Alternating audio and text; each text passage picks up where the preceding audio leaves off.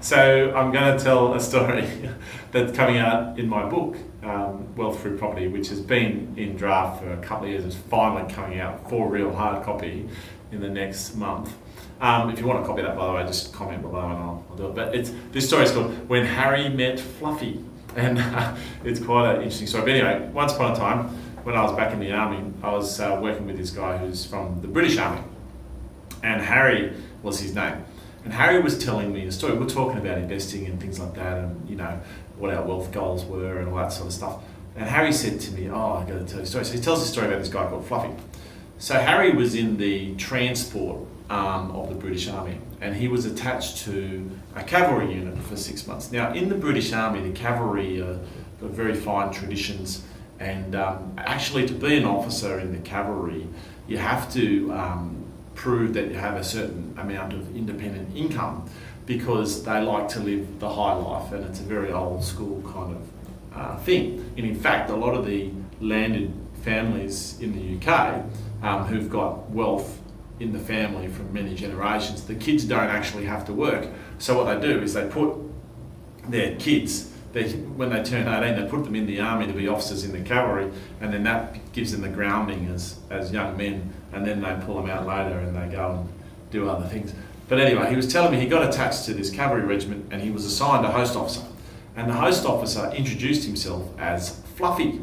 Now, I never really got the real name of this guy, but that was obviously his nickname. So Fluffy said to Harry, in the transport mess, what's your monthly mess bill? Now, in the army, you live in a mess, and you get accommodated and fed, and there's a bill at the end of the month to pay. Now, Harry said, about £300. So he goes, very well.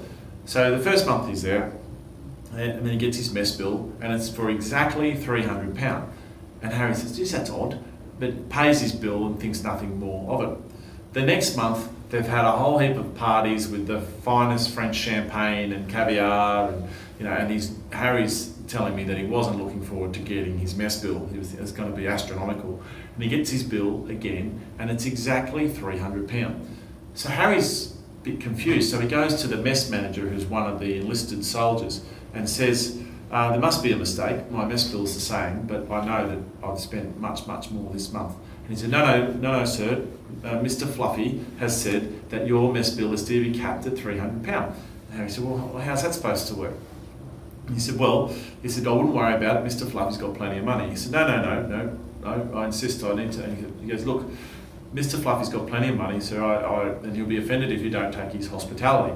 So I suggest you just let it be. And then he found out a few stories about Mr. Fluffy.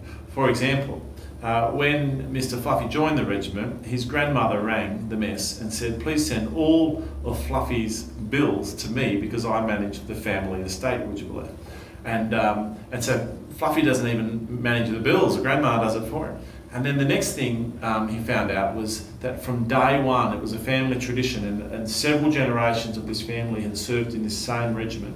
And it was a tradition on day one that when you joined the army and you had to put down your bank account to receive your pay, that rather than take that money personally, they would pay it to the Soldiers Relief Fund, which is a fund set up for soldiers who get into trouble and need help. So from day one, he paid his entire wage to the Soldiers Relief Fund, and this was a family tradition to do it. So it was quite interesting, and Fluffy came from one of these old money families where, as a family, they had done the right thing. They had accumulated assets, real estate, and they'd handed that real estate down from generation to generation, and their descendants had been able to live off the rents brought in from that real estate. And this is the thing that people in Australia perhaps don't understand, because most of us come from convict stock, right? So we're low to middle class, and we don't have these principles in our families. But when I heard that story, I thought to myself, you know what? My father was an army officer, my mother was a medical scientist. They're very successful people, but where's my bloody inheritance? Where's my family trust that's paying for me to go and have a good time? Why aren't I in that financial situation? Why haven't previous generations done that, been that thoughtful and that considerate? And it was at that moment that I decided that I was going to make a difference, and that generations that followed me were going to be given an advantage. Now, I'm not going to give them a handout, don't get me wrong, but I'd love to set up, and I will leave, a trust that pays for the education of all of my descendants so that they can go to the best schools and go to university and have their HECS fees paid for. That's a legacy. I'm going to leave a trust that donates money to charities so those charities have a secured long-term income and can keep going. So that's the story of when Harry met Fluffy, and when I heard that story, it made a big difference in my life. I hope it makes a difference in your life too. Cheers. Hi there, I hope you enjoyed that.